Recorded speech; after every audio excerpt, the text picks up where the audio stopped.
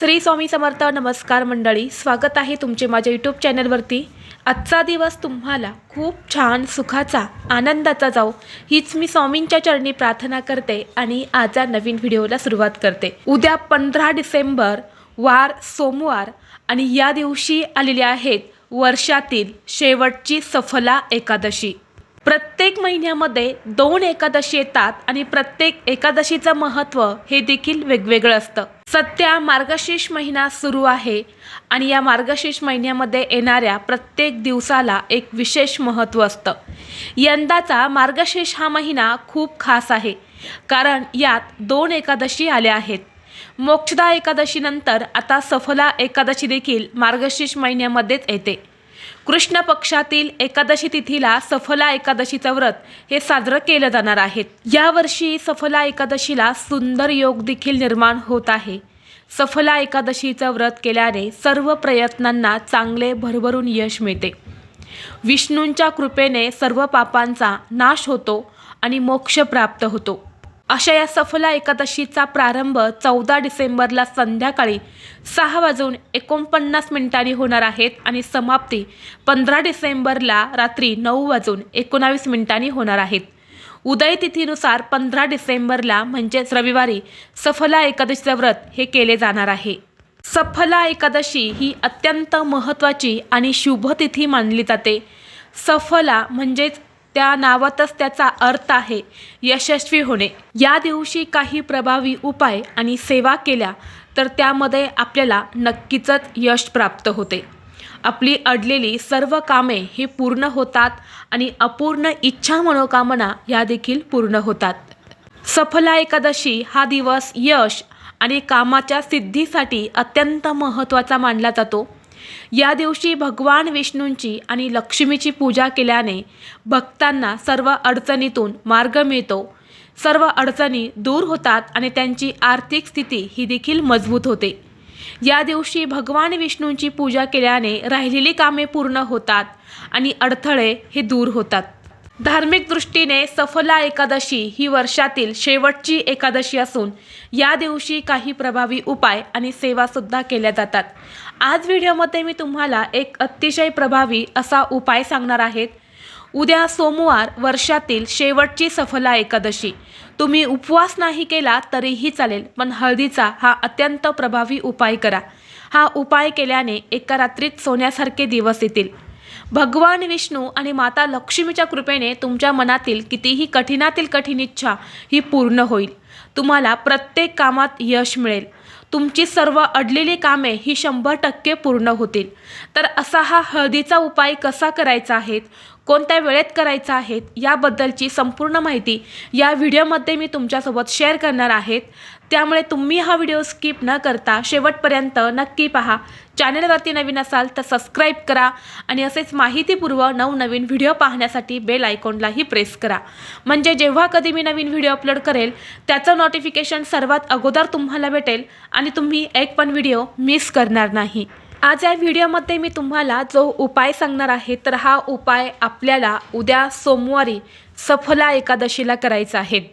अगदी सकाळपासून ते संध्याकाळपर्यंत हा उपाय तुम्ही कधीही करू शकता. जो उपाय मी तुमच्यासोबत शेअर करणार आहे तर हा उपाय महाशिवपुराणात सांगितलेला आहे आणि तोच उपाय आज या व्हिडिओमध्ये मी तुमच्यासोबत शेअर करणार आहे. सध्या मार्गशीर्ष हा महिना सुरू आहे आणि मार्गशीर्ष महिन्यात येणाऱ्या एकादशीला खूप महत्त्व असतं. आपल्याला हा उपाय इच्छापूर्तीसाठी करायचा आहे. प्रत्येकाच्या मनामध्ये काही ना काही इच्छा ही असतीच, अगदी माझ्यापासून ते तुमच्यापर्यंत. आणि आपली प्रत्येक इच्छा मनोकामना पूर्ण करण्यासाठी आपण प्रत्येकजण प्रयत्न आणि कष्ट करत असतो. परंतु प्रत्येक वेळी आपण प्रयत्न करूनही आपली इच्छा पूर्ण होतेच असं नाही. जेव्हा आपल्या कुंडलीमधले काही ग्रह हे कमकुवत असतात तेव्हा कधीच आपल्या प्रयत्नांना यश हे मिळत नाही आणि आपल्या इच्छा ह्या देखील पूर्ण होत नाही. परंतु सफला एकादशी ही इच्छापूर्तीसाठी खूप महत्त्वाची तिथी मानली जाते आणि या दिवशी आपण इच्छापूर्तीसाठी जे काही उपाय करतो तर ते खूप प्रभावी ठरत असतात. हे उपाय जर आपण केले तर नक्कीच आपल्या सर्व इच्छा मनोकामना ज्या आहे तर त्या 100% पूर्ण होतात. जर भरपूर दिवसापासून तुमची एखादी इच्छा असेल, मग तुमची इच्छा नोकरी प्राप्तीबद्दल असेल, आपल्या मुलांची प्रगती होण्याबद्दल असेल, किंवा मुलांना चांगला जॉब मिळावा अशी तुमची इच्छा असेल, किंवा मुलं एखादी एक्झाम देत आहे त्यामुळे त्यांना यश मिळावं, किंवा मुलांची प्रगती व्हावी, शारीरिक मानसिक जी काही तुमची इच्छा असेल तर ती इच्छा तुम्ही पूर्ण होण्यासाठी हा उपाय करू शकता. तसेच जर तुम्हाला कोणत्याही कामामध्ये यश मिळत नसेल, किंवा तुमचं भरपूर दिवसापासून एखादं काम अडलेलं आहे, प्रयत्न करतायत परंतु त्या कामामुळे तुम्हाला प्रयत्न मिळत नसेल, ते काम तुमचं पूर्ण होत नसेल, तर अशा प्रत्येक कामात यश मिळण्यासाठी देखील तुम्ही हा उपाय जो आहे तर तो करू शकता. हा उपाय जर तुम्ही अगदी श्रद्धेने केला तर 100% तुम्हाला प्रत्येक कामामध्ये यश मिळेल, प्रत्येक गोष्ट तुमच्या मनासारखी घडेल आणि तुमच्या मनातील सर्व इच्छा मनोकामना ज्या आहेत तर त्या पूर्ण होतील. उपाय करण्यासाठी तुम्हाला उद्या सकाळी लवकर उठायचं आहे, स्वच्छ स्नान करायचं आहे, अंघोळीच्या पाण्यामध्ये चिमूटभर हळद घालायची आहेत. यामुळे आपलं शरीर, मन, आत्मा शुद्ध आणि पवित्र होतो. यानंतर स्वच्छ कपडे परिधान करून सर्वप्रथम आपल्या देवघरातील देवांची विधिवत पूजा करून घ्यायची आहेत. भगवान विष्णूंची मूर्ती असेल तर मूर्तीवरती अभिषेक करा, किंवा बाळकृष्णांची मूर्ती ही आपल्या प्रत्येकाच्या देवघरामध्ये असते, त्याची तुम्ही पूजा केली तरीसुद्धा चालेल. पिवळी फुलं अर्पण करायची आहेत, धूप दीप अगरबत्ती लावून वातावरण हे प्रसन्न करायचं आहे. त्याचबरोबर तुम्हाला तुळशीपत्र अर्पण करायचे आहेत, पिवळ्या रंगाचा नैवेद्य अर्पण करायचा आहे. आणि यानंतर तुम्ही हा उपाय जो आहे तर तो करू शकता. जर तुम्ही सर्वप्रथम अशा पद्धतीने पूजा करून देवांना प्रसन्न करून घेतले तर नक्कीच यानंतर आपण जो उपाय करतो तर तो 100% यशस्वी होत असतो. म्हणून सर्वप्रथम विधिवत पूजा करायची आणि यानंतर तुम्हाला हा उपाय जो आहे तर तो करायचा आहे. आता उपाय करण्यासाठी आपल्याला एक पांढऱ्या रंगाचा कागद लागणार आहे. वहीचा जो पांढरा कागद असतो तो तुम्ही घ्यायचा आहे. त्या कागदावर तुम्हाला एक सर्कल काढायचं आहे, एक गोल काढायचा आहे. यानंतर त्यामध्ये तुम्हाला सर्वप्रथम तुमचं नाव लिहायचं आहे. तुमचं पूर्ण नाव जे आहे तर ते लिहायचं आहे. आता नाव लिहिताना कसं लिहायचं आहे, नाव हा शब्द लिहायचा आहे, डॅश द्यायचा आहे. आणि यानंतर तुम्हाला जे काही तुमचं नाव XYZ जे काही असेल ते नाव, तुमचं पूर्ण नाव लिहायचं आहे. यानंतर त्या नावाखाली तुम्हाला जन्मतारीख हा शब्द लिहायचा आहे आणि जन्मतारखेच्या पुढे तुम्हाला तुमची जन्मतारीख जी आहे तर ती लिहायची आहे. महिना कोणता आहे, वार कोणता आहे, वर्ष कोणतं होतं, तर व्यवस्थित तुम्हाला जन्मतारीख जी आहे तर ती लिहायची आहे. यानंतर जन्मतारखेच्या खाली तुम्हाला इच्छा हा शब्द लिहायचा आहे आणि यानंतर तुम्हाला अगदी 2 ते 3 शब्दामध्ये तुमची इच्छा जी आहे तर ती लिहायची आहे, किंवा तुम्ही पूर्ण वाक्यामध्ये तुमची इच्छा लिहिली तरीसुद्धा चालेल.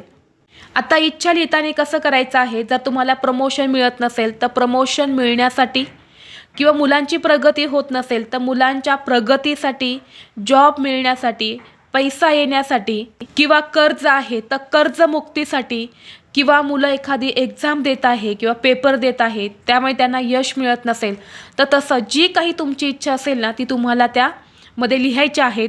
आणि त्या पानावर गोल काढून त्या गोलमध्येच तुम्हाला हे सर्व जे काही मी सांगितलं तर ते लिहायचं आहे. यानंतर काय करायचं आहे, पेजच्या मागच्या बाजूला तुम्हाला एका वाटीमध्ये हळद घ्यायची आहे, हळदीमध्ये पाणी टाकायचं आहे, हळदीची पेस्ट बनवायची आहे. यानंतर आपल्या उजव्या हाताच्या करंगळीजवळचं बोट अनामिका त्या हळदीमध्ये बुडवायचं आणि एक टिपका तुम्हाला त्या पानावरती द्यायचा. ओम नमो भगवते वासुदेवाय नमः हा मंत्र म्हणायचा.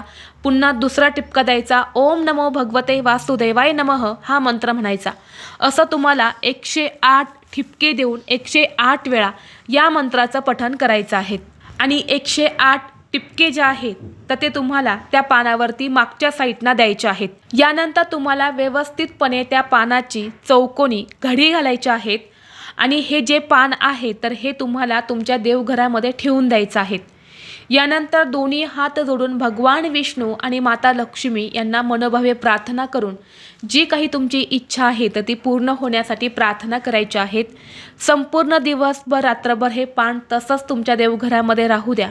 यानंतर दुसऱ्या दिवशी मंगळवार आहे, सकाळी लवकर उठून स्नान करायचं. यानंतर ते पान देवघरामधून उचलायचं आणि तुमच्या घरी तुम्ही कुंडीमध्ये एखादं झाड लावलेलं असेल तर त्या झाडाच्या मातीमध्ये मुळापाशी तुम्हाला ते पान जे आहे तर ते पुरून द्यायचं आहे. किंवा घराच्या बाहेरच एखादं मोठं झाड असेल तर तिथे मुळापाशी जाऊन तुम्ही गाडून टाकलं तरीसुद्धा चालेल.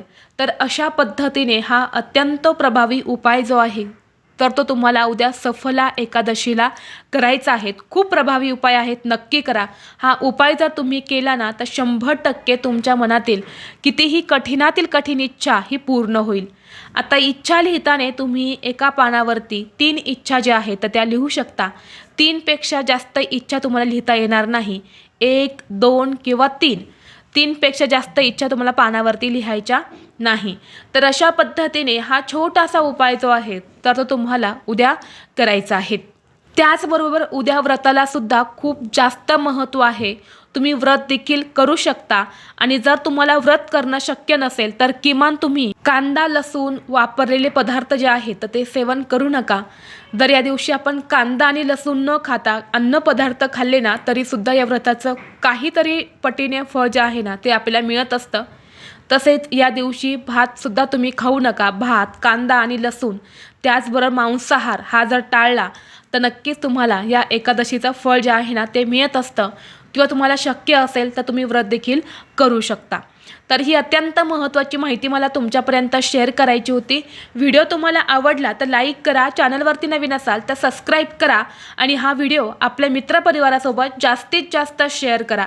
चला तर मग भेटू असंच पुढल्या एका नवीन व्हिडिओमध्ये. तोपर्यंत सर्वांना श्री स्वामी समर्थ.